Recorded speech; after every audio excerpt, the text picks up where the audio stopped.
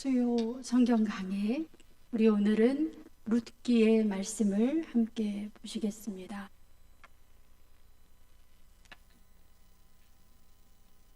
저희가 지금 진행하고 있는 통성경 강해는 지금 저 교재를 중심으로 교재 순서에 따라 진행하고 있습니다. 오늘은 룻기인데요. 우리 이제 앞에서 보셨던 여호수아서 24장입니다. 사사기는 21장. 그런데 오늘 보시는 룻기는 4장이에요. 굉장히 기분이 좋으시죠?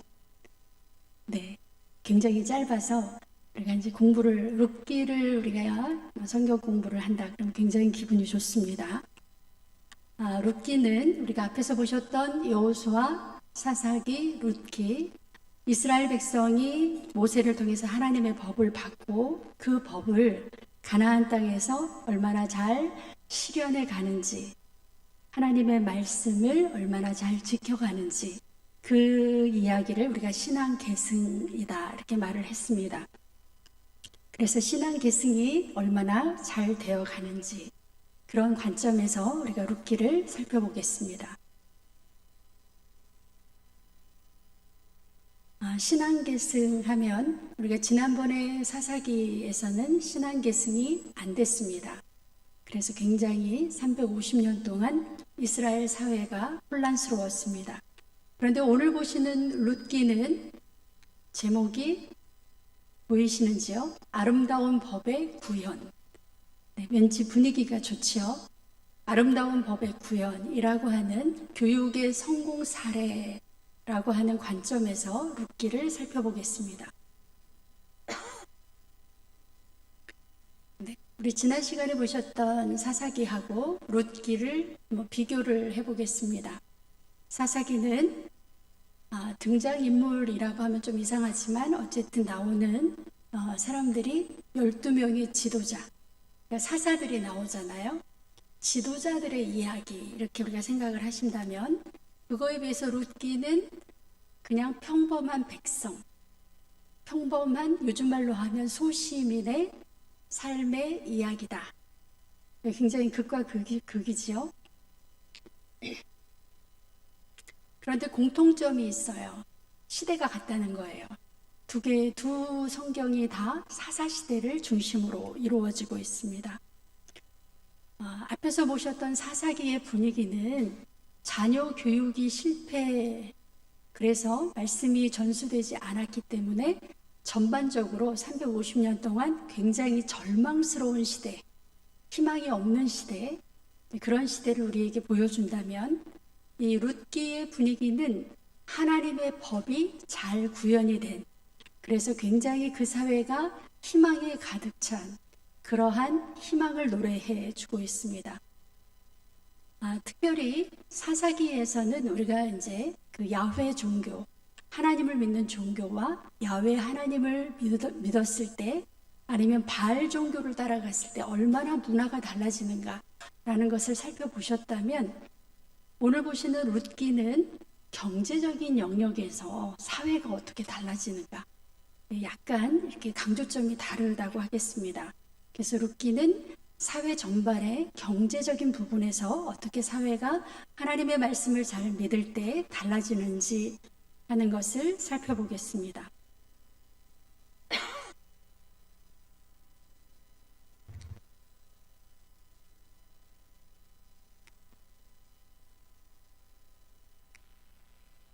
네, 우리 교재, 여러분이 가지고 계신 교재에서는 5번까지 있는 게 아니라 4번까지 있어요. 1번에 나오는 아름다운 법의 구현이라고 하는 제목은 통포인트에서 따로 다루고 있습니다. 그래서 이제 통포인트 맨 앞에 서론격인 통포인트에서 아름다운 법의 구현에 대해서 이야기를 하고 아까 룻기가 4장이라 그랬잖아요. 그래서 한 장씩 살펴보겠습니다. 그래서 전체적으로 5개의 단락으로 우리가 보겠습니다.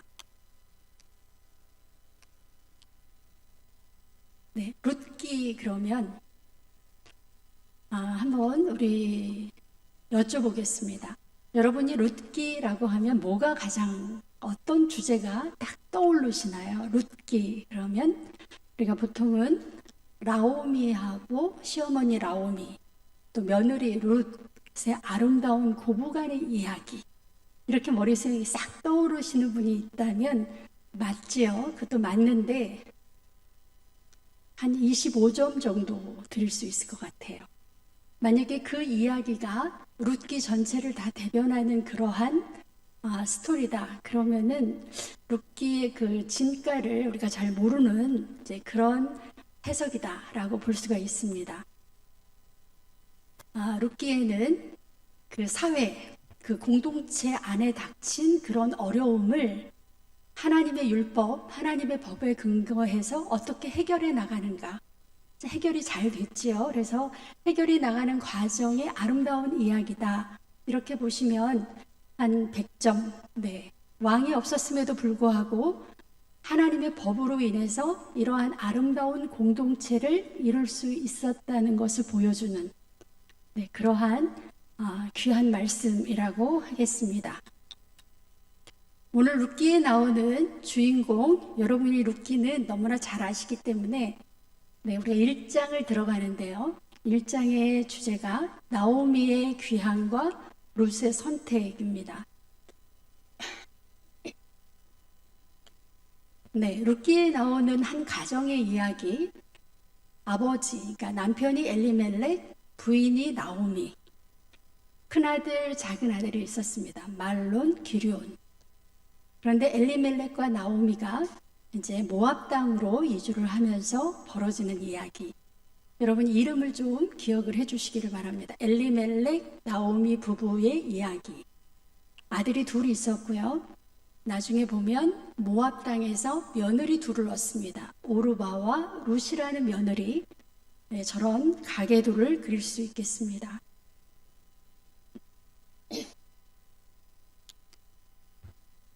룻기를 보기 위해서는 룻기 1장 1절에 보시면 때와 장소, 또 주인공들이 나오는데요. 우리가 오늘은 성경이 짧기 때문에 여러분 모두 성경책을 좀 다 같이 펴놓고 저기에도 성경이 많이 들어가, PPT에도 많이 들어가 있지만 또 거기에 없는 성경도 읽을 수가 있어요. 그러니까 여러분이 성경책을 펴놓고 같이 따라와 주시기를 바랍니다. 그리고 적을 시가 너무 작으면 성경책을 그냥 읽어주시면 돼요. 룻기 1장 1절을 한번 읽어보겠습니다. 시작. 사사들이 치리하던 때에 그 땅에 흉년이 드니라. 유다 베들레헴의 한 사람이 그의 아내와 두 아들을 데리고 모압 지방에 가서 거류하였는데, 보면 때가 나와요. 이 룻기는 사사들이 치리하던 때, 그러니까 사사기를 배경으로 하고 있다는 거죠. 그 나라에 흉년이 들었습니다. 그래서 한 가정이 이주를 하게 됩니다. 어디에서 어디로 가냐면 유다 베들레헴에서 이방 땅이었던 모압 땅으로, 우리 같이 한번 해보겠습니다. 어디에서 어디로? 유다 베들레헴에서 모압 지방으로, 이방 땅으로 이제 이주를 하는 겁니다. 우리가 보면 성경에서 흉년이 들었다. 그러면 우리가 성경적으로 해석을 한다고 하면 그 레위기에 나오는 징계, 그러니까 하나님으로부터 그 사회가 징계를 받는 1단계라고 해석을 하시면 됩니다. 그러면 저렇게 흉년이 들었을 때 그 자기 고향, 자기 땅, 자기 민족을 버리고 이방 땅으로 저렇게 이주 가는 거, 이거는 굉장히 성서적으로 맞지 않는, 굉장히 불경건한, 신앙적이지 못한 그런 태도인 것을 알 수가 있습니다. 그런데 저렇게 이주를 했던 사람이 1장 6절에 보면 같이 한번 읽어보겠습니다. 시작. 그 여인이 모압 지방에서 여호와께서 자기 백성을 돌보시사 그들에게 양식을 주셨다 함을 듣고 이에 두 며느리와 함께 일어나 모압 지방에서 돌아오려 한다. 모압 지방으로 이사가서 몇 년을 살았냐면요, 10년 정도 살았어요. 처음에 모압으로 이주하자마자 남편이 죽었고 한 10년 사는 어간에 두 아들이 다 죽었습니다.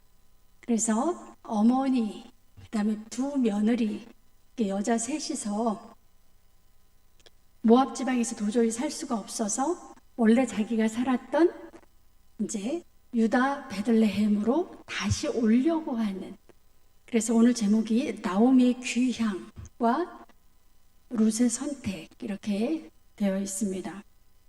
돈이 많았을 때는 모압 지방에서도 살기가 좋았어요.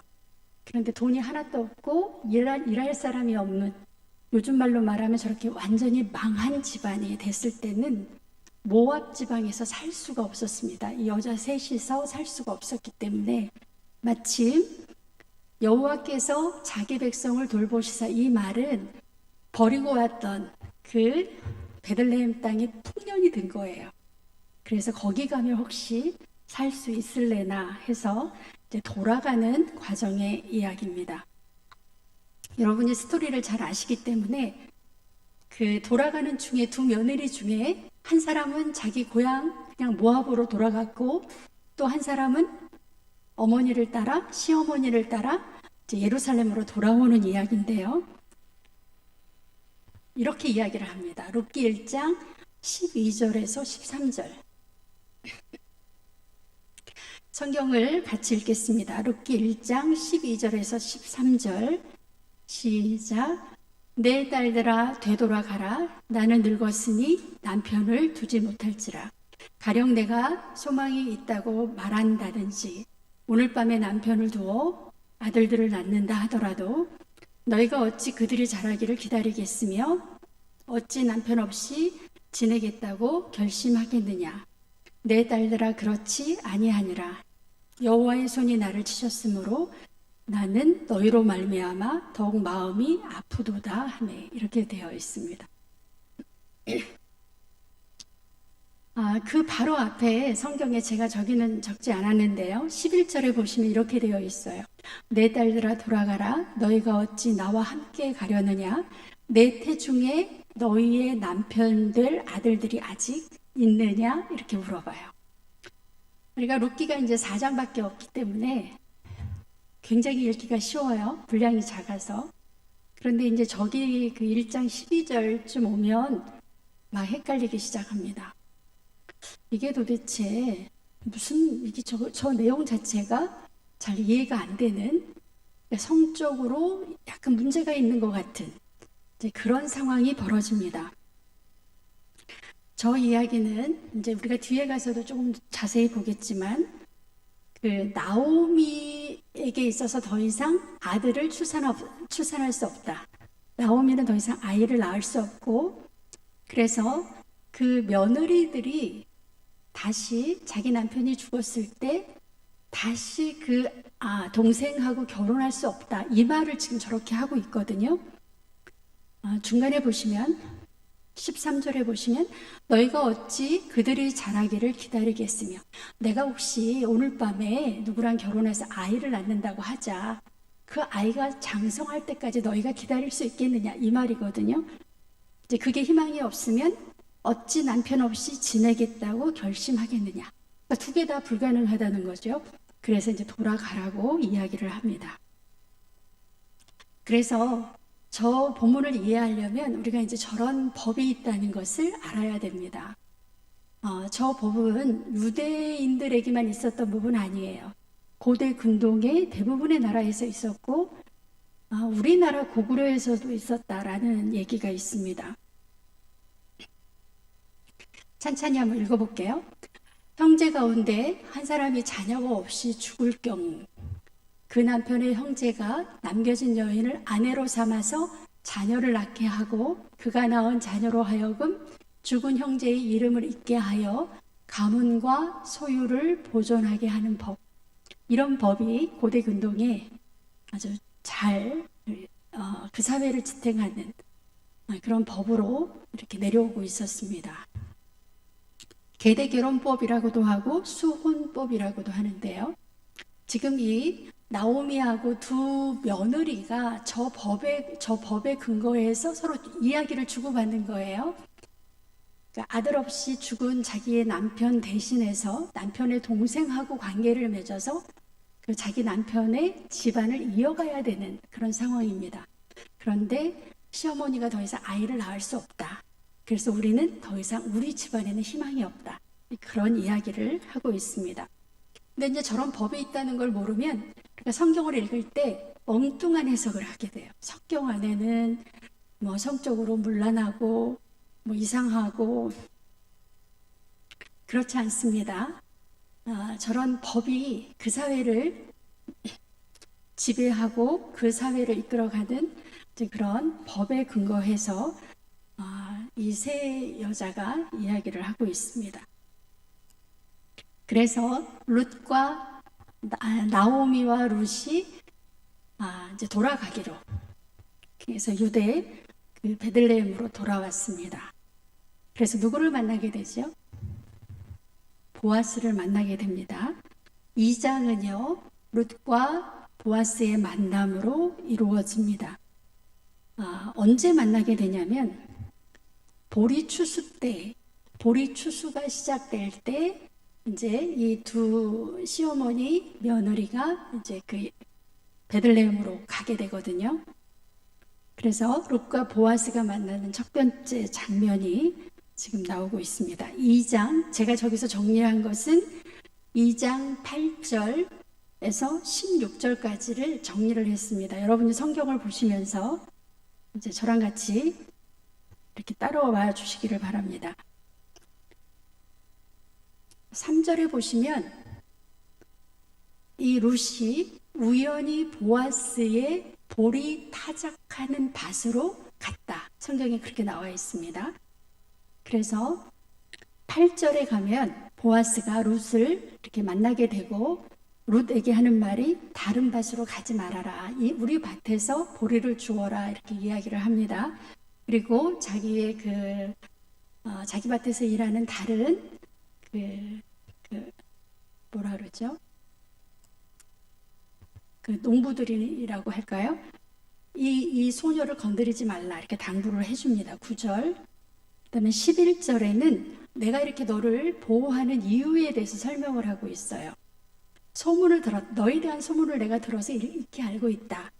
그런데 소문의 내용은 뭐냐면 시어머니에게 얼마나 극진하게 했는지, 그 다음에 룻이 이방 여인이라는 거예요. 모압에서 온 여인. 그래서 너의 부모와 너의 고국을 떠나온, 그러니까 굉장히 어떻게 보면 불쌍하고 어떻게 보면 대단한 그런 결정을 했던 이 여인을 알고 있다. 이렇게 보아스가 이야기를 합니다. 그리고 12절에 보시면 룻기 2장 12절 한번 읽어보겠습니다. 여호와께서 내가 행한 일에 보답하시기를 원하며 이스라엘의 하나님 여호와께서 그의 날개 아래에 보호를 받으러 온 너에게 온전한 상 주시기를 원하노라 하는지라. 보아스가 룻의 신앙과 그의 행실을 보고 이렇게 기도를 하고 있어요. 하나님께서 너가 행한 일에 보답해 주기를 원한다. 그러니까 이 이후로 보아스가 하는 일들은 하나님을 찾아온 이방 여인에 대한 보답을 보아스가 대신하는 거예요. 이스라엘의 하나님 여호와께서 그의 날개 아래에 보호를 받으러 온 너에게 온전히 상 주시기를 원한다. 이렇게 보아스가 기도하고 있습니다. 그리고 15절, 16절로 가면 룻이 이삭을 줍는데 그 이삭을 주어서 며느리하고 이 룻이 끼니를 해결해야 돼요. 수입이 없기 때문에. 그래서 일부러 보아스가 곡식 다발에서 조금씩 뽑아 일하는 사람들한테 룻이 많이 주울 수 있도록 일부러 뽑아서 좀 이렇게 놔둬라. 이렇게 자상하게 명령을 내립니다. 이삭 죽기를 도와주는 보아스의 모습을 볼 수가 있습니다. 룻은 우연히 그의 밭에 갔다가 이제 보아스에게 이렇게 따뜻한 환대를 받고 룻이 한 고백이 있습니다. 2장 13절이에요. 같이 한번 읽어볼게요. 룻이 이르되 내 주여 내가 당신께 은혜 입기를 원하나이다. 나는 당신의 하녀 중에 하나와도 같지 못하오나 당신이 이 하녀를 위로하고 마음을 기쁘게 하는 말씀을 하셨나이다. 라고 고백을 합니다. 룻은 나오미를 따라올 때, 시어머니를 따라올 때, 시어머니, 그러니까 나오미의 백성과 그 나오미의 하나님을 내가 믿는다. 이렇게 고백을 했거든요. 그러니까 하나님이 다스리는 나라의 법이 참 좋다. 왜냐하면 지금 이 룻이 뭐 하고 있어요? 멀쩡한 남의 밭에 가서 보리를 줍고 있는 거예요. 우리식으로 잘못 말하면 뭐 하고 있는 거예요? 남의 밭에 가서 보리 서리하는 거지요. 근데 이거는 이스라엘에서는 그렇게 생각을 하지 않았습니다. 조금 이따 다시 잘 보겠습니다. 그래서 이 롯이 내 마음에 참 기쁘고 이 법을 잘 지켜주는, 그렇게 그 보리 이삭을 주울 수 있도록 그 법이 허용이 됐는데 그것을 잘 지켜주는 보아스가 참 좋다. 이렇게 롯이 고백을 합니다. 우리가 룻기 2장을 읽을 때 또 하나 유심히 봐야 되는 것은 룻기 2장 4절을 한번 보겠습니다. 2장 4절 같이 읽어볼게요. 시작. 마침 보아스가 베들레헴에서부터 와서 베는 자들에게 이르되 여호와께서 너희와 함께 하시기를 원하노라 하니 그들이 대답하되 여호와께서 당신에게 복 주시기를 원하나이다 하니. 많이 들어본 얘기 같죠? 익숙하신가요? 그 보아스와 일꾼들 사이에서 주고받는 대화의 내용이 나와 있어요. 근데 얼마나 성경적인가 하는 거예요. 우리가 그 구약의 민수기 6장 24절에서 27절에 보면 그 하나님 나라, 제사장 나라에서 어떻게 축복을 해주고 어떻게 서로에게 복을 빌어주는가 하는, 이렇게 복을 빌어주라고 아예 그 제사장들에게 하나님께서 명령하신 내용이 나옵니다. 24장부터 민수기 6장 24절에서 27절까지 한번 읽어보겠습니다. 글씨가 너무 작죠? 그냥 제가 읽을게요. 들어보시고 이제 성경을 빨리 찾을 수 있는 분들은 민수기 6장 24절에서 27절 같이 읽겠습니다. 여호와는 너에게 복을 주시고 너를 지키시기를 원하며 여호와는 그의 얼굴을 너에게 비추사 은혜 베푸시기를 원하며 여호와는 그 얼굴을 너에게로 향하여 드사 평강 주시기를 원하노라 할지니라 하라. 그들이 이같이 내 이름으로 이스라엘 자손에게 축복할지니 내가 그들에게 복을 주리라. 네, 여러분 읽으신 것 중에서 뭐가 기억이 나세요? 우리 이제 집에서도 옆에 있는 자녀들에게 이 중에서 한 그 축복의 인사를 한번 해보시기 바랍니다. 여호와께서 너에게 복 주시기를 원한다. 그렇죠? 그렇게 인사를 하라는 거예요. 그다음에 하나님께서 너를 지켜주시기를 원한다. 하나님께서 너에게 은혜 베푸기를 원한다. 여호와께서 그의 얼굴을 너에게로 향하여 드사 평강 주시기를 원한다. 이렇게 인사를 하라는 거예요. 좀 낯간지러우신가요? 어떠신가요? 우리가 한번 해볼까요? 이 중에 마음에 드는 걸로 다 하시면 좋겠지만 시작. 네, 우리 입에서 늘 이렇게 축복의 말만 나가기를 바랍니다. 그런데 이렇게 하나님께서 명령을 하셨는데 오늘 보아스의 이 집안에서 벌어지고 있는 이 풍경을 보시면 보아스가 자기 밭에서 이 그 보리를 베는 사람들에게 어떻게 인사를 했냐면 4절에 보시면 여호와께서 너희와 함께 하시기를 원한다. 이게 인사예요. 뭐라고요? 여호와께서 너희와 함께 하시기를 원한다. 우리가 보통 이런 인사는 교회 안에서만 해야 될 것 같은데 이 보아스의 집안에서는 이런 인사가 그냥 생활화된 거예요. 얼마나 말씀이 삶 속에 구석구석 이렇게 배어 있는지를 알 수가 있습니다. 그랬더니 그의 품꾼들이 뭐라고 또 대답을 했냐면 뭐라고 했어요? 여호와께서 당신에게 복 주시기를 원하나이다. 집안의 분위기가 굉장히 말씀에 이렇게 푹 익은 그런 그 보아스의 집안 분위기 우리가 읽을 수가 있습니다. 또 하나 우리가 이제 그 2장을 보실 때 룻과 나오미를 살리는 그 보아스 성경 말씀을 먼저 볼게요. 룻기 2장 7절에 보시면 성경 계속 펴놓고 계시죠? 2장 7절 또 한번 읽어보겠습니다. 시작. 그의 말이 나로 베는 자를 따라 단 사이에서 이삭을 죽게 하소서 하였고 아침부터 와서는 잠시 집에서 쉰 외에 지금까지 계속하는 죽이니이다. 이게 무슨 말이냐면 보아스의 그 일꾼이 이제 보아스가 그 보리 타작 마당에 와서 물어보는 거예요. 저 여인이 저 소녀가 누구냐고 이렇게 물어봤더니 보고하는 내용입니다. 이게 그 보리를 베는 자를 따라 그 보리단 사이에서 이삭을 줍는 한 여인이 아침부터 와서 지금까지 저렇게 열심히 보리 이삭을 줍고 있습니다. 그러니까 그 당시에 그 추수 때 남의 밭이라도 갈 수 있다는 거죠. 이제 룻도 누구 밭인지도 모르고 가서 그 보리 벨 때 거기 가서 열심히 이삭을 주고 있었던 거예요. 이 말을 듣고 여차저차 이제 아까 했던 이야기를 주고받은 다음에 보아스가 이제 룻을 특별히 배려해서 15절, 16절에 그런 조치를 취해줬습니다. 한번 또 읽어볼까요?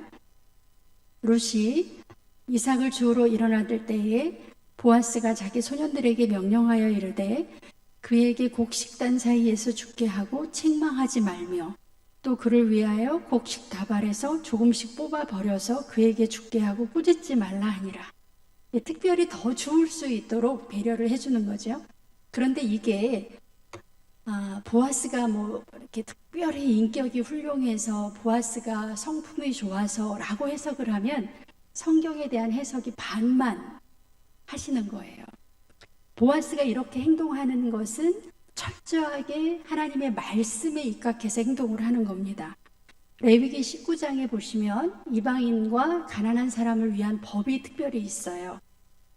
레위기 19장 9절에서 10절에 보시면 이스라엘 사람들이 가나안 땅에 가서 살 때 이렇게 살아라 하고 하나님이 주신 말씀입니다. 레위기 19장 9절을 보겠습니다. 너희가 너의 땅에서 곡식을 거둘 때에 너는 밭 모퉁이까지 다 거두지 말고 내 떨어진 이삭도 줍지 말며 내 포도원의 열매를 다 따지 말며 내 포도원에 떨어진 열매도 줍지 말고 가난한 사람과 거류민을 위하여 버려두라. 나는 너희의 하나님 여호와이니라. 네, 여러분 이 말씀을 이렇게 들으시면서 굉장히 놀라셔야 돼요. 놀라고 계시나요? 우리나라가 조선시대까지만 해도 철저한 농업국가, 농경사회였는데 여러분이 하면 지금까지도 우리도 이제 이렇게 나가면 이렇게 논도 있고 밭도 있고 있습니다. 그런데 곡식을 거둘 때 밭 모퉁이까지 다 거두지 말라. 이게 법이에요. 우리나라에서는 이런 법이 사실 없었어요. 길 지나가다가 모퉁이의 타작을 다 끝나지 않은 논이나 밭을 보면 하다 말았다. 우리는 지나가다가 뭐라고 얘기를 할까요?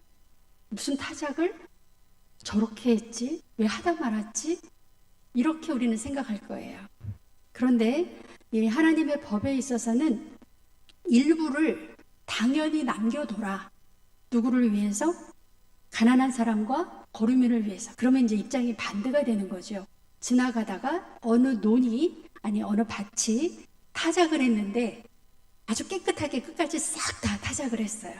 그러면 이 하나님의 법을 잘 아는 사람은 지나가다가 뭐라고 얘기해야 돼요? 저 법도 모르는 아니면 법도 지키지 않는 저 아주 나쁜 놈 이렇게 해석을 하는 거예요. 그러니까 완전히 다르죠. 그리고 떨어진 이삭은 절대 주우면 안 된다. 누구를 위해서? 이 룻과 같이 먹을 게 없는 사람들이 와서 이렇게 주울 수 있도록 이게 법입니다. 그러니까 보아스는 지금 이 레위기 19장의 법을 아주 충실하게 지키고 있는 그런 신앙이 굉장히 좋은 사람인 것을 알 수가 있습니다. 룻기 2장에 20절을 한번 보세요. 20절을 보면 또 룻기를 이해할 때 꼭 알아야 되는 그런 단어가 있습니다. 2장 20절 마지막에 보시면 그 사람은 우리와 가까우니 우리 기업을 물을 자 중에 하나이니라 라고 나오미가 룻에게 얘기하는 내용이 나와요. 뭐라고요? 우리 기업을 물을 자 중에 하나다. 보아스라는 사람을 설명하면서 우리 기업을 물을 자 중에 하나다 라고 설명을 해줍니다. 그래서 우리가 룻기를 사실을 잘 이해하려면 기업 물을 자라고 하는 내용을 잘 알아야 됩니다. 무르다. 우리가 히브리어에서 무르다라는 내용은 고엘이라고 하는데요. 뜻은 뭐냐면 되돌려주다. 아니면 값을 지불하고 물건을 되찾다라는 뜻이에요. 그러니까 기업을 값을 지불하고 다시 되찾아오는 거가 기업 물으는 거예요. 그런데 보아스를 가리켜서 저 사람이 우리 기업을 물을 자다라고 지금 나오미가 설명을 하는 거예요. 그러면 기업 물을 자에 대해서 성경이 설명하고 있는 부분이 나오는데 레위기 25장입니다. 그러니까 사실은요, 여호수아서부터는 그 앞에 모세 오경의 말씀을 잘 모르면 이 구약이 사실은 잘 해석이 안 된다고 볼 수가 있습니다. 기업 물을 자에 대해서 레위기 25장부터 나오고 있는데요. 25장부터 27절까지 한번 같이 읽어보겠습니다. 만일 내 형제가 가난하여 그의 기업 중에서 얼마를 팔았으면 그에게 가까운 기업 물을 자가 와서 그의 형제가 판 것을 물을 것이요. 만일 그것을 물을 사람이 없고 자기가 부유하게 되어 물을 힘이 있으면 그 판회를 계수하여 그 남은 값을 산자에게 주고 자기의 소유지로 돌릴 것이니라. 이렇게 되어 있습니다. 감사합니다. 네, 여기 보시면 레위기 25장에서 만약에 너의 형제가 가난하여 그의 자기가 가지고 있는 기업, 땅이든지 그런 것을 얼마를 팔았어요. 그럼 그것을 다시 되찾아오는 과정을 어떻게 해야 되느냐? 첫 번째는 가까운 기업 물을 자가 와서 그의 형제가 판 것을 물르면 돼요. 그냥 가서 이 밭은 우리 형제 아무개의 것이니까 도로 돌려주세요. 이렇게 한다는 건가요? 그럼 그거 누가 돌려주겠어요? 기업을 물을 때는 반드시 뭐를 하고? 값을 치르고. 그러니까 가까운 형제가 대신 값을 치르고 그 자기가 팔았던 것을 이렇게 되찾아오는 것을 말합니다. 그런데 26절에 보면 만일 그것을 물을 사람이 없어요. 그래서 그냥 놔뒀다가 자기가 부유하게 되었을 때 자기 힘으로 다시 되찾아오는 경우도 있다. 이렇게 설명을 하고 있습니다. 레위기 25장. 그래서 오늘 룻기에서는 보아스가 기업 물을 자가 되어서 엘리멜렉의 기업을 되찾아주는 이야기입니다. 우리가 또 룻기를 이해할 때 지금 기업 물을 자라고 하는 이 내용을 여러분이 잠깐 보셨는데요. 또 하나는 앞에서 계대결혼법, 네, 잠깐 보셨죠? 이게 성경에 이미 레위기에, 신명기에 나와 있는데 신명기 25장에 보면 이 계대결혼법에 대해서 아주 자세하게 설명을 해주고 있습니다. 여러분 여기는요 조금 기니까 성경을 한번 찾아보세요. 신명기 25장 5절에서 10절까지 읽을 거예요. 찾으세요.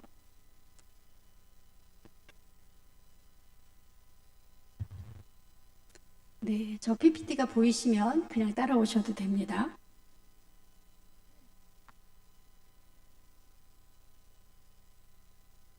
네, 5절입니다. 같이 읽겠습니다. 시작. 형제들이 함께 사는데 그중 하나가 죽고 아들이 없거든 그 죽은 자의 아내는 나가서 타인에게 시집가지 말 것이요 그의 남편의 형제가 그에게 들어가서 그를 맞이하여 아내로 삼아 그의 남편의 형제된 의무를 그에게 다할 것이요.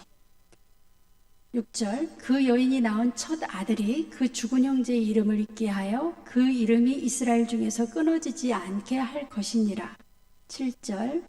그러나 그 사람이 만일 그 형제의 아내 맞이하기를 즐겨하지 아니하면 그 형제의 아내는 그 성문으로 장로들에게로 나아가서 말하기를 내 남편의 형제가 그의 형제의 이름을 이스라엘 중에 있기를 싫어하여 남편의 형제에 된 의무를 내게 행하지 아니하나이다 할 것이요 그 성읍 장로들은 그를 불러다가 말할 것이며 그가 이미 정한 뜻대로 말하기를 내가 그 여자를 맞이하기를 즐겨하지 아니하노라 하면 9절. 그의 형제의 아내가 장로들 앞에서 그에게 나아가서 그의 발에서 신을 벗기고 그의 얼굴에 침을 뱉으며 이르기를 그의 형제의 집을 세우기를 즐겨 아니하는 자에게는 이같이 할 것이니라 하고 10절. 이스라엘 중에서 그의 이름을 신 벗김 받은 자의 집이라 부를 것이니라. 네, 다 보셨는데요. 다시 제가 좀 정리를 하겠습니다. 5절에 보시면 자기 남편이 죽었는데 아들 없이 그냥 죽었을 경우에 타인에게 시집을 가지 못합니다. 누구에게 다시 시집 갈 수 있냐면 남편의 그 동생들에게 시집 갈 수가 있습니다. 동생이나 형이나 그렇게 되겠죠. 그런데 그게 그 5절에 보시면 남편의 형제된 의무라고 되어 있어요. 마땅히 해야 되는 그런 일 중에 하나다라고 이야기를 합니다. 그 사이에서 첫 아들이 나오면 그 아이의 이름이라든지 그것은 자기 그 죽은 남편, 죽은 형제의 이름을 있게 해서 그 이름이 이스라엘 중에 끊어지지 않게 한다. 이렇게 되어 있습니다. 그런데 만약에 이제 7절로 가서 보시면은요. 그런데 어떤 사람은 나는 그 죽은 그 자기 형의 아내, 그러니까 형수를 맞이하기를 나는 싫다. 이럴 수 있잖아요. 강제적으로 시키지는 않는 것 같았어요. 저기 보시면 여인이 이스라엘의 그 재판을 할 수 있는 장로님들에게로 찾아가서 이 사람이 남편의 형제된 의무를 내가 행하지 않는다라고 고발할 수 있어요. 대단하죠? 그래서 이제 긴급 회의가 소집이 됩니다. 8절에 보시면 그 성읍의 장로들은 그를 불러다가 자초지정을 다시 들어라 이런 이야기예요. 그랬더니 여기에서도 내가 이 여자를 맞이하기를 즐겨하지 결혼 안 하겠다 이 말이잖아요. 형수지만. 그랬을 경우에 그럴 수 있어요. 강제적으로 결혼을 시키는 건 아닌데 그럴 경우에 9절에 보시면 그 형제의 아내가 나 이 결혼 못하겠다 하는 사람에게 가서 신발을 벗겨가지고 그의 얼굴에다 침을 뱉으면서 이제 지금은 그때 조용히 두 사람만 있는 게 아니고 장로님들 다 계시고 그 동네 재판이 벌어지는 상황이잖아요. 근데 발에서 신을 벗기고 그 얼굴에다 침을 뱉으면서 형제의 집을 세우기를 즐겨 아니하는 자에게는 이같이 행할 것이다라고 선포를 하는 거예요. 그리고 그 사람을 꼬리표를 딱 붙여줍니다. 어떤 집이에요?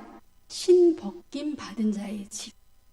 저렇게 딱지가 딱 붙으면 이제 이 사람은 하나님의 법을 형제를 돌보지 않는 아주 나쁜 사람으로 자기만 아는 아주 이기적인 사람으로 그렇게 낙인이 찍히는 그런 법입니다. 계대 결혼법이 우리 신명기에 나와 있습니다.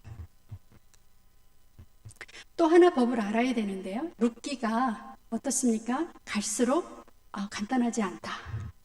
쉽지 않네. 이렇게 느끼시길 거예요. 희년법을 알아야 이 룻기가 해석이 됩니다. 희년법은 레위기 25장에 나와 있어요. 레위기 25장 너무너무 중요합니다. 그러니까 오늘 여러분이 여기서 다 못 읽으시더라도 레위기 중에 25장은 집에 가서 정독을 몇 번을 하셔야 됩니다. 레위기 25장에는 안식년과 희년에 대한 이야기가 나와 있어요. 희년, 이제 일단 제가 뽑은 본문부터 보겠습니다. 25장 15절 16절 같이 읽어볼게요. 시작. 그 희년 후의 연수를 따라서 너는 이웃에게서 살 것이요 그도 소출을 얻을 연수를 따라서 내게 팔 것인즉 연수가 많으면 너는 그것의 값을 많이 매기고 연수가 적으면 너는 그것의 값을 적게 매길지니 곧 그가 소출의 다소를 따라서 너에게 팔 것이니라. 네, 여러분 희년 많이 들어보셨어요. 우리 교회에서도 희년 50년 이렇게 많이 들었습니다. 희년하면 한마디로 뭐가 생각이 나세요? 뭐가 희년이에요? 네. 성경적으로 딱 표현을 하면 그 레위기 25장 10절에 자유를 공포하라 희년이 되면 그러니까 7년 곱하기 7번째 77이 49 그 다음에 50년째 해를 거룩하게 해서 그 땅에 있는 모든 주민을 위하여 자유를 공포하라. 이게 희년의 개념입니다. 이 자유를 공포하게 되면 어떤 결과가 벌어지냐면 각각 자기의 소유지로 돌아간다. 저를 따라 하겠습니다. 각각 자기의 소유지로 돌아간다. 자기의 소유지로 돌아간다. 각각 자기의 가족에게로 돌아간다. 시작. 각각 자기의 가족에게로 돌아간다. 그러니까 내가 갑자기 병이 들어서 엄청난 돈이 필요해서 내가 가지고 있는 밭의 일부를 팔았어요. 아니면 전부를 팔았어요. 희년이 되면 어떻게 되는 거예요? 다시 내게로 돌아오는 거예요. 내가 갑자기 무슨 사고가 나서 일을 할 수가 없어서 우리 집안이 점점 기울더니 도저히 먹고 살 방법이 없어서 내 몸을 종으로 이렇게 팔게 되는 이제 그런 상황도 있을 수 있잖아요. 그래서 누구네 집에 종이 됐어요. 근데 희년이 되면 어떻게 되는 거예요? 각각 자기의 가족에게로 돌아간다. 이게 희년입니다. 그러니까 재산이 원래 소유주에게로 돌아가고 내가 혹시 종이 되었더라도 50년 되는 해는 자유인이 된다는 이야기예요. 그런데 오늘 보셨던 저 15절, 16절에는 계산하는 방법이 나와 있어요. 이 15절에 보면 그 희년 후의 연수를 따라서 그래서 제가 잠깐 지금 여러분에게 산수를 잠깐 내보겠습니다. 올해가 2020년인데 앞으로 희년이 되려면 50년 후에요. 이제 올해가 희년이었다고 치고 그러면 2070년이 희년이잖아요. 그런데 내가 가지고 있는 밭을 2030년에 어떤 불행한 일이 있어서 남한테 이렇게 팔게 됐어요. 30년에. 그러면 희년까지는 몇 년 남았어요? 40년 남았죠. 또 하나, 내가 너무 힘들어서 지금 희년은 2070년이에요. 근데 2060년에 가서 내 재산을 팔았어요. 어떤 사람한테. 그럼 희년까지 몇 년 남았어요? 10년 남았죠. 그러면 그 밭의 값을 계산할 때 앞으로 40년 남은 밭하고 앞으로 희년까지 10년 남은 밭하고 어느 게 더 비쌀까요? 내가 사용할 수 있는 40년 사용할 수 있는 밭이 훨씬 더 비싸게 거래가 되겠죠. 이해가 되시나요? 그래서 50년을 기준으로 이 사회가 다 원래대로 돌아간다. 이게 이제 희년 제도인데요. 그래서 그 50년 동안에 사고 파는 계산을 그렇게 한다. 이제 성경에 그렇게 나와 있습니다. 그래서 보아스가 엘리멜렉과 나오미가 모압으로 가면서 경작권을 팔았던 땅을 계산해서 다시 사줬다는 이야기지요. 그래서 희년 제도를 요즘 말로 조금 다시 풀어봤습니다. 한번 읽어보겠습니다. 큰 소리로 시작. 시간의 지남에 따라 커져가는 경제적 불평등을 50주년 주기로 다시 회복시키는 제도. 따라서 모든 이스라엘 백성은 희년을 통해 본래 자기의 기업에 속해 있던 땅의 경작권을 돌려받을 수 있었음. 이게 희년의 정신입니다. 저기 어려운 말이 나와 있는데 경작권이라는 말이 나와 있는데요. 좀 설명을 하겠습니다. 가나안 땅의 분배 방식은 우리 지난 시간 여호수아 때 배웠잖아요. 제비뽑기를 해서 하나님이 주신 땅, 제비 뽑혀서 받은 땅을 그냥 받는 하나님이 결정해 주시는 것을 인정하는 그런 땅의 분배를 받았고요. 토지 매매는 근본적으로 금지입니다. 토지 매매가 안 돼요. 그런데 여태까지 우리가 사고 팔았다 이야기를 계속 했잖아요. 그 사고 팔은 것은 토지를 사고 판 게 아니에요. 뭘 사고 팔았냐면 뭐예요? 49년 동안 그 땅을 경작할 수 있는 경작권을 팔은 거예요. 그러면 땅의 주인은 원래 누군가요? 하나님이에요.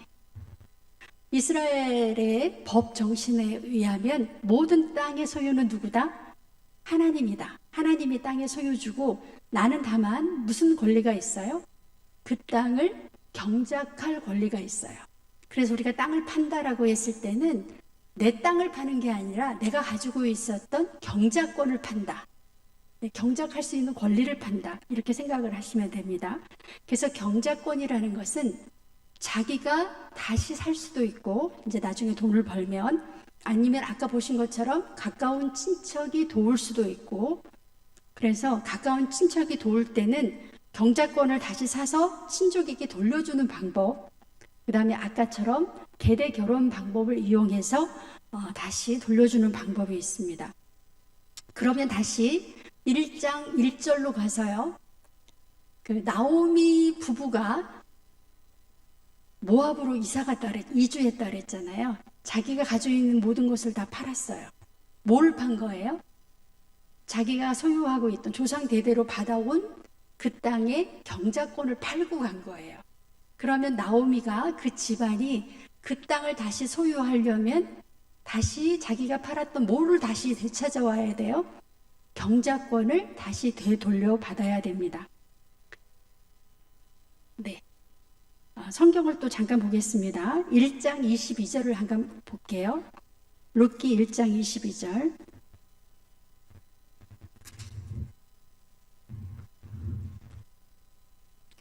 찾으셨나요? 같이 읽겠습니다.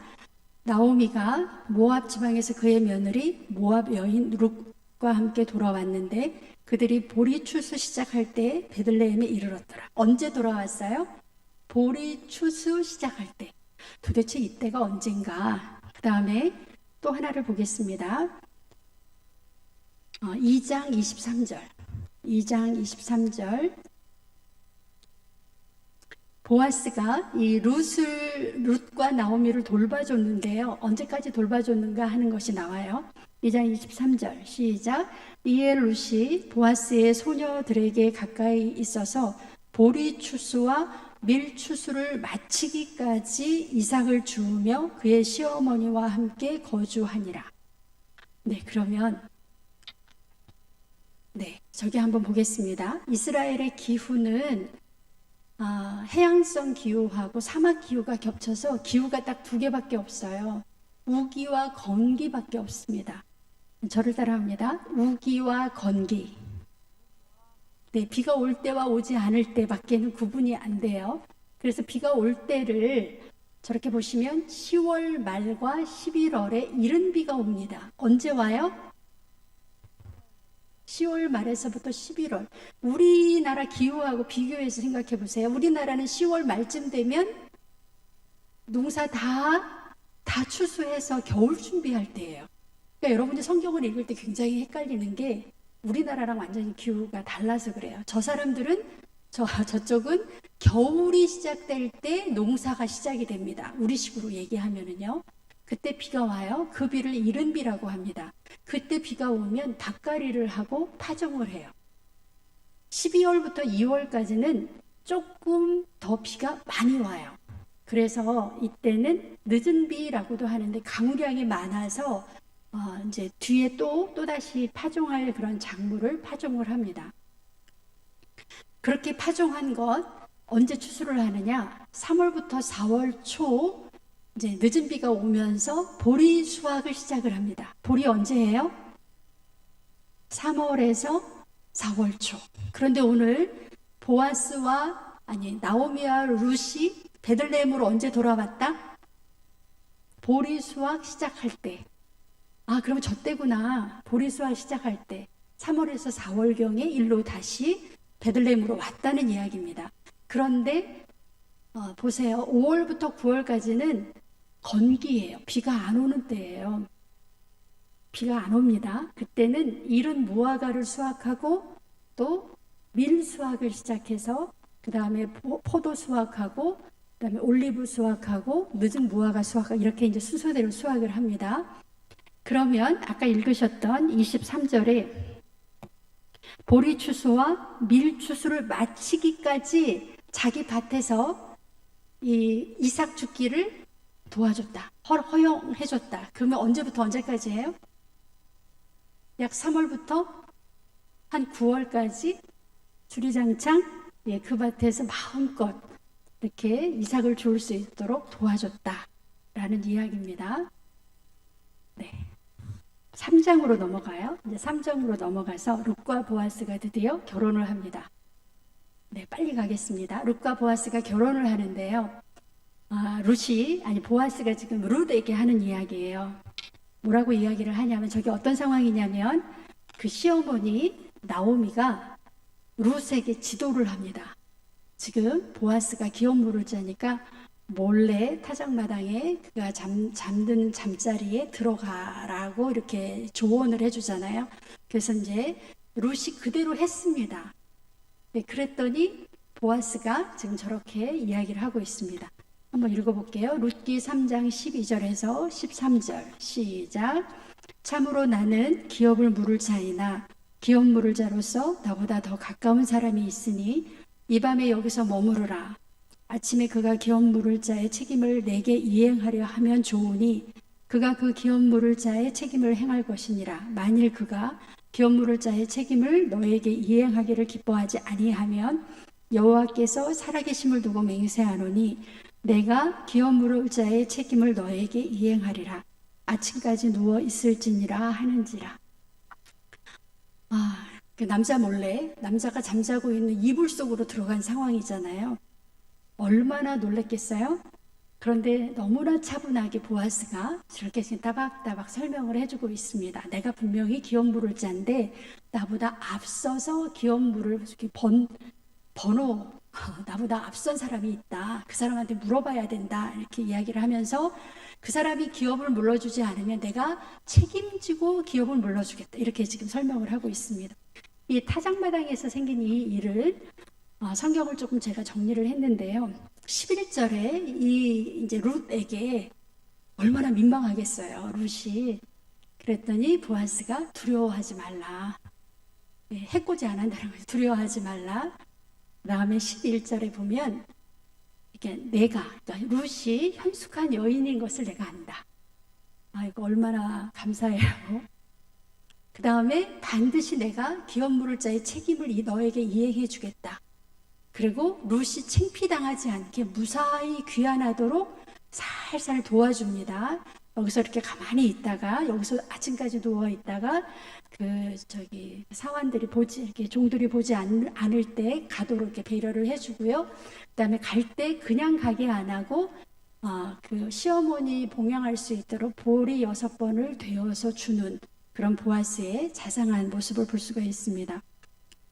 왜 이렇게 했냐면 법이 있어요. 이 기업 물르는 것도 아무렇게나 하는 게 아니라 절차법이 있는데 보아스가 법을 너무나 잘 알고 있기 때문에 룻이 혹시나 잘못될까봐 법대로 이행하도록 문제가 생기지 않도록 배려하고 있는 것을 볼 수가 있습니다.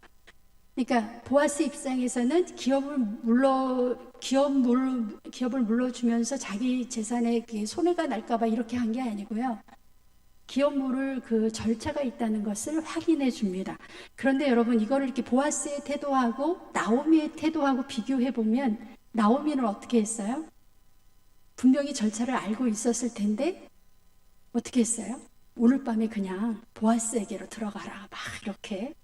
나오미는 이렇게 법을 모르지 않는데요. 모압으로 이렇게 이주갈 때도 경작권을 그냥 쉽게 팔아버렸고 지금도 절차를 무시하고 그냥 보아스에게로 들여보내고, 그러니까 나오미가 철저하지 못한 이 법을 지키는 데 있어서 이렇게 철저하게 지키지 않는 모습을 보아스의 태도하고 비교해서 볼 수가 있습니다.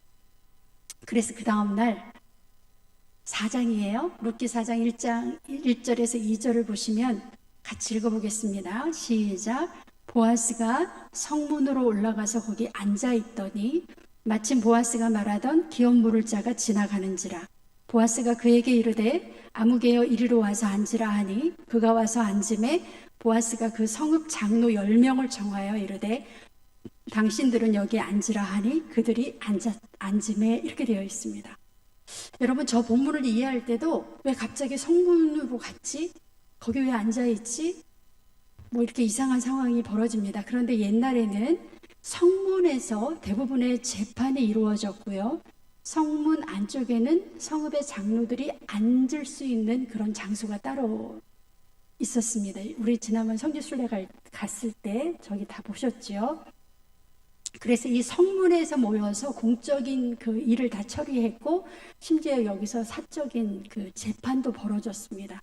그러니까 지금 보아스가 성문에 올라가서 거기에 앉았다라고 하는 표현은 보아스가 아마 그런 아주 굉장히 그 베들레헴에서 유력한 자, 성경에서도 유력한 자라고 되어 있어요. 굉장히 재산도 많고 어떤 권위가 있는 그 장로님 중에 한 분이 아니었나 하는 생각, 이렇게 거기에 앉아 있다 이렇게 되어 있잖아요.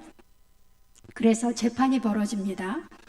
그 기업 물을 자하고 보아스가 이제 이야기를 하는데 그 첫 번째 기업 물을 자가 기업 물어주지 않았잖아요. 네. 첫 번째 기업 물을 자가 아들을 낳지 못하는 나오미만 받아들이면 그녀의 소유가 다 누구의 소유가 되죠? 자기의 소유가 되기 때문에 그것은 오케이. 그런데 젊은 며느리 룻을 자기가 받아들이면 이 룻하고 사이에서 만약에 아들이 태어나면 그 재산이 그 아들에게로, 그래서 혹시 기업 물을 자의 책임을 자기는 할 수 없다. 내 재산에 어떤 그 손실이 있을까봐 그거 못하겠다 이렇게 이야기를 합니다.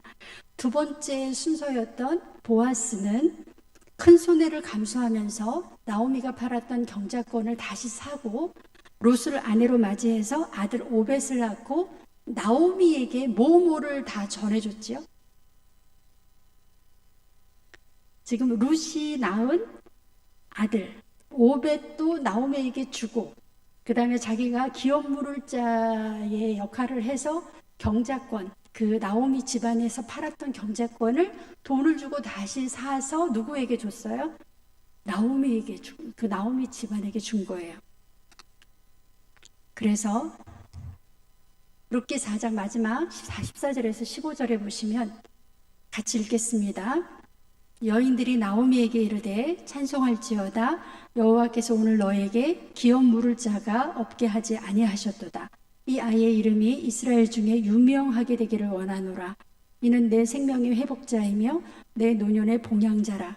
곧 너를 사랑하며 7 아들보다 귀한 내 며느리가 낳은 자로다 하니라. 네, 룻과 보아스 사이에 난 이 아들을 나오미에게 주면서 나오미가 너무 기뻐서 하나님을 찬양하면서 이렇게 불렀던 고백입니다. 우리가 이제 이 오늘 룻의 이야기를 보면서 잠깐 그 사회복지 정책을 좀 생각해 보겠습니다. 우리가 1954년, 현대지요. 1954년이니까 근대도 아니고 현대, 영국에서 처음으로 요람에서 무덤까지라고 하는 그 국가 복지 정책을 마련을 했습니다. 몇 년도예요? 1954년, 요람에서 무덤까지. 그래서 한 사람이 태어나서 그 사람이 최소한의 최저 생활을 국가가 보장해 준다. 그런 개념이 처음 생겼습니다. 그래서 육아라든지 실업을 했을 경우, 병이 들었을 경우, 또 갑자기 은퇴 이후에 생활이 막막했을 때 나라에서 최저 생활을 보장해 준다라는 그런 개념이 이때 생겼습니다. 그래서 이때 이 영국에서 세워졌던 이 법을 세계 모든 선진국가들이 지금은 거의 다 이런 나라를 만들려고 노력을 하고 있습니다. 그런데 사실은 지금도 잘 완벽하게 되고 있지는 않지요. 우리나라 경우를 살펴보겠습니다. 저 자료는 2012년, 좀 오래됐죠. 8년 전에 한겨레 사회정책연구소에서 이렇게 물어봤어요. 2040 세대의 복지정책 및 정치사회의식조사라는 조사를 하면서 이렇게 물어봤어요. 실패 뒤에 재기하기 어렵다고 생각하십니까? 이렇게 물어봤어요. 내가 뭔가 실패를 했어요. 그런데 그것을 다시 재기할 수 있다고 생각하십니까? 여러분들한테도 똑같이 질문해요. 내가 뭐 실패를 해서 사업에 실패를 하든 뭐 너무 심한 질병에 걸려서 더 이상 활동을 못한 이런 상황이 됐을 때 재기가 가능한가라는 걸 물어본 거예요. 그런데 대답해 준 사람들의 64.6%가 불가능하다. 이렇게 대답을 했다는 거죠. 특히 40대 남성인 경우에는 5명 중에 4명이 패자 부활이 불가능하다. 그러니까 우리 사회가 어느 때 너무나 경직돼 있어서 한번 뭔가 실패를 살다가 인생의 여정에서 뭔가 한번 삐그덕대서 한번 나락으로 떨어지면 다시 원래 자리로 돌아올 수가 없다라고 이렇게 생각을 하고 있다는 거예요. 그런데 여러분 보세요. 사사시대는 지금부터 3000년 전 얘기입니다. 이 보아스가 제사장 나라 법에 근거해서 완전히 몰락한 집안, 엘리멜렉과 이 나오미의 집안, 도저히 살아갈 수 없는 한 집안을 완전하게 경제적인 부분, 그 다음에 그 가게를 잇는 부분까지 완벽한 그 생활 기반을 마련해 주는 이제 그런 이야기가 오늘의 성경 말씀이라고 보겠습니다. 보세요. 패자 부활전이 가능한 사회, 하나님의 말씀대로만 하면 그 사회에서는 최소한 완전히 인생 나고자, 종이면 평생 종, 이런 사회가 아니라 다시 한번 재기해서 인간답게 살 수 있는 그런 사회를 만들 수 있다라는 거예요. 마지막에 보면 룻기의 마지막에 족보가 나와요. 여러분 잘 아시지만 보아스와 롯 사이에서 낳은 아들이 오벳인데, 보아스는 누구의 아들이냐? 살몬과 라합의 아들입니다. 라합 많이 들어보셨죠? 여리고성 전투에서 하나님을 선택했던 여성이 살몬과 결혼해서 낳은 사람이 보아스예요. 얼마나 하나님의 법을 잘 교육을 시켰으면, 그 하나님의 법대로 살아야 된다는 것을 얼마나 강조를 했으면 보아스가 보여준 삶의 태도와 그가 지키는 그 하나님의 법 정신을 그대로 지키는 보아스의 그런 삶의 태도 볼 수 있었습니다. 오벳을 낳았어요. 오벳이 이새를 낳고 이새가 다윗을 낳았습니다. 다윗 왕가에서 예수님이 탄생하시죠. 그래서 룻기는 예수님 이야기 줄기의 한 부분이다. 예수님의 족보의 한 이야기다. 여러분 잘 알고 계시죠? 이 룻기의 족보가 신약에 오면 마태복음하고 누가복음에 똑같이 실립니다. 여러분 신약에 보면 마태복음 1장에도 예수님의 족보가 나오고요. 누가복음 3장에도 족보가 나와요. 그 족보의 차이점은 마태복음은 위에서부터 아래로 나와 있고 누가복음 3장은 아래에서부터 위로 올라가요. 그런데 지금 보시는 이 5명의 명단은 빠지지 않고 룻기와 똑같이 나오고 있습니다. 살몬, 보아스, 오벳, 이새, 다윗, 이렇게 예수님의 족보에 영광스럽게 들어갔던 보아스와 롯의 이야기를 우리가 살펴봤습니다. 마지막으로 우리가 아름다운 법의 구현이라고 했는데요. 이 룻기는 그 모세의 아름다운 제사장 나라 법을 실천했을 때 어떤 사회를 만들고 얼마나 사람이 공동체 안에서 회복이 가능한가라는 것을 보여줍니다. 신명기 30장 11절에서 14절에 보면 하나님의 법을 지키는 것을 이렇게 당부를 하고 있습니다. 제가 읽겠습니다.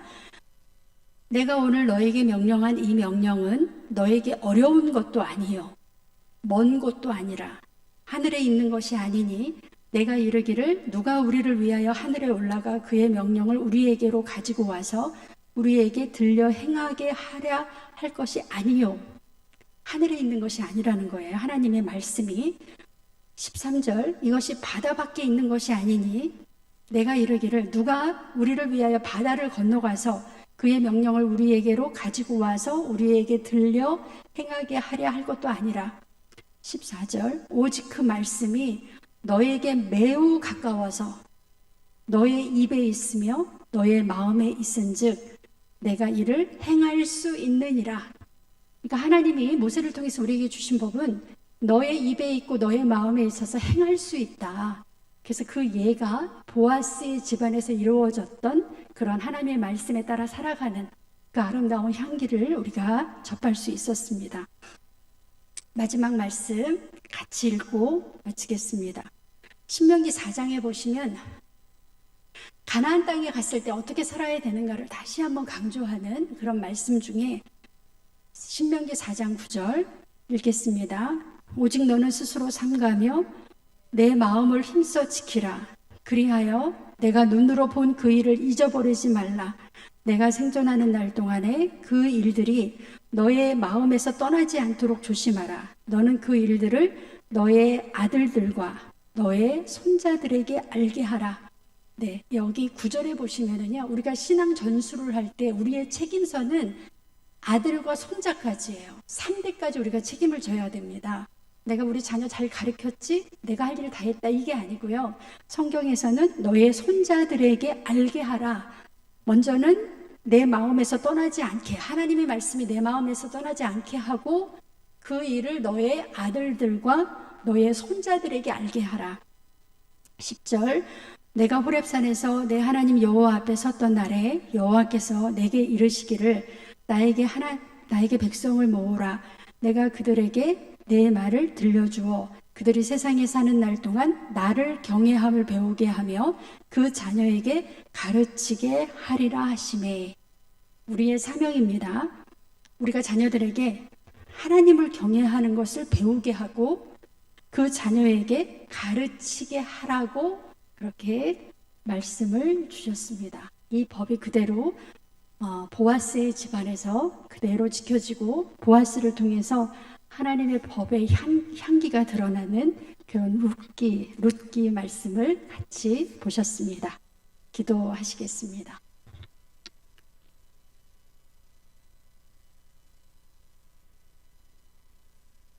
사랑의 주 하나님 감사합니다. 보아스는 사사도 아니었고 그저 평범하게 자기가 주어진 그런 일을 성실하게 행하는 그런 백성이었고 그저 소시민이었습니다.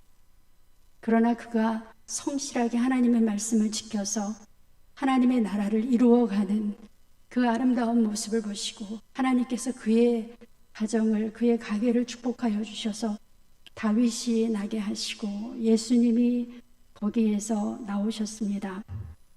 사랑의 주님, 우리가 사사도 아니고 이 나라의 지도자도 아니고 우리가 또는 목회자도 아니고 우리는 그저 평범한 하나님의 백성이고 하나님의 자녀입니다. 그러나 하나님께서 보아스의 가정을 축복하신 이 아름다운 이야기를 가슴에 새기고 우리 가정도 이렇게 하나님이 보시기에 아름다운, 그래서 하나님이 축복할 수밖에 없는 그런 귀한 가정이 될 수 있다는 것을 우리가 배웠습니다. 아버지 하나님, 내가 하나님의 법을 지킬 때, 내가 하나님의 말씀을 지킬 때에 나를 통해서 하나님의 나라가 이 땅에 이루어지는 것을 다시 한번 배웠습니다. 하나님, 이제부터 그렇게 살려고 노력하오니 힘과 능력을, 용기를 허락하여 주시옵소서. 오늘도 주의 전에 나오며 11조와 선교 헌금과 주정 헌금과 또 감사 헌금과 여러 가지 제목의 물질을 주님 앞에 드렸습니다.